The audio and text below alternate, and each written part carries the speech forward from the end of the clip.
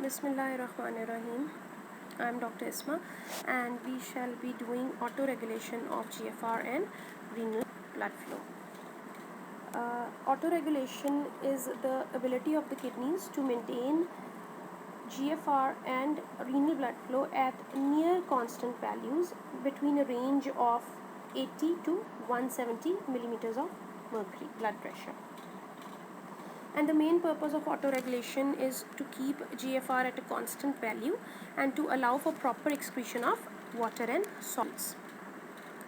A change in arterial pressure normally exerts very little effect on the urine volume, and that is mainly because the renal autoregulation prevents large changes in GFR, and also in case even when the GFR does change, there is an additional adaptive mechanism in the renal tubules which acts as a second line of defense after the autoregulation, and this is known as glomerulotubular balance, and we shall be discussing that further. So what is the significance of autoregulation? In the absence of autoregulation, even a small increase in the arterial pressure would cause a large increase in GFR and urine volume, and that would lead to volume depletion in the body.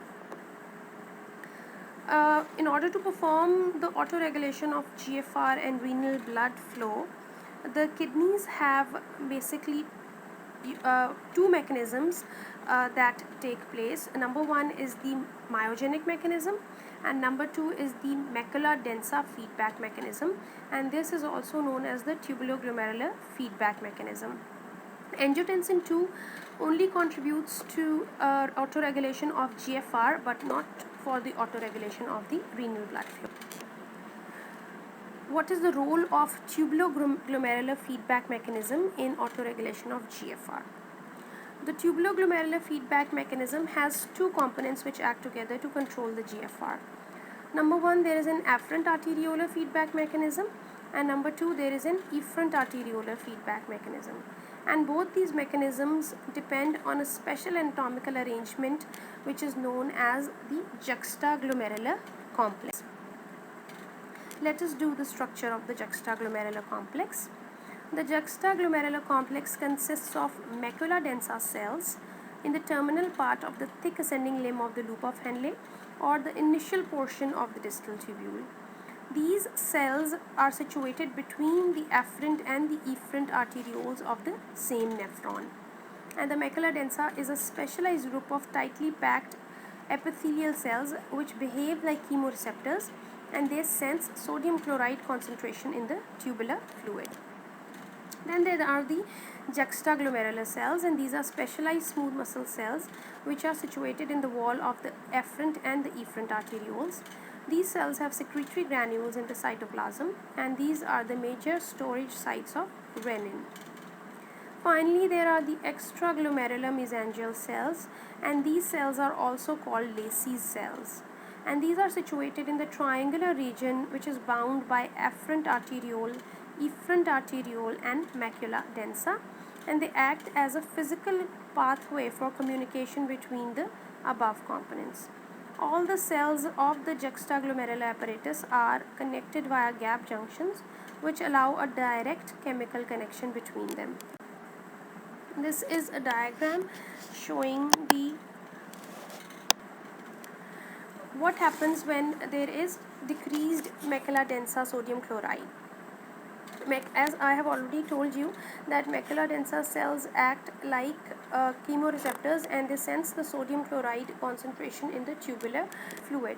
So whenever the blood pressure decreases, this leads to a decrease in the GFR, which leads to a decreased flow rate in the loop of Henle. This decreased flow rate in the loop of Henle leads to increased reabsorption of sodium and chloride in the proximal segments, meaning the proximal tubule and the sending loop of the Henle, which reduces the concentration of sodium chloride which is delivered to the macula densa cells. Now, when the macula densa cells sense decreased sodium concentration, they initiate two effects.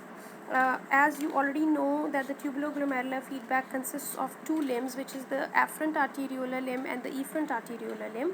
So it leads to two effects.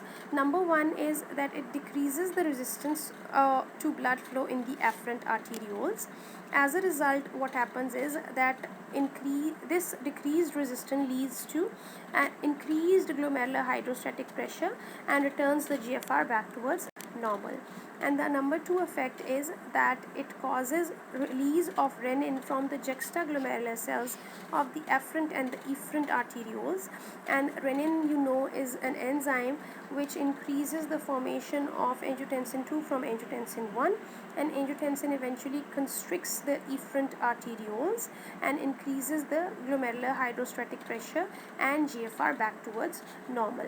You have already learnt that angiotensin, the afferent arterioles are spared from the constrictive effect of angiotensin 2 because of the release of prostaglandin and bradykinin. So it's preferentially the angiotensin 2 acts on the efferent. Whenever there is a decrease in the arterial pressure, the hydrostatic pressure in the glomerular capillaries decreases, which leads to a decrease in the GFR. And when there is a decrease in the GFR, the flow rate in the loop of Henle also decreases, which leads to an increased reabsorption of sodium chloride in the proximal segments, thereby delivering lesser amount of sodium chloride to the macula densa. When macula densa sends low sodium chloride, it results in two effects. Number one, it decreases the resistance in the afferent arterioles, which return the glomerular hydrostatic pressure and GFR back towards normal. And number two, it results in increased renin secretion from the JG cells, which leads to production of angiotensin 2, and this angiotensin 2 then increases the efferent arteriolar resistance, which also again increases the hydrostatic pressure and GFR back towards normal.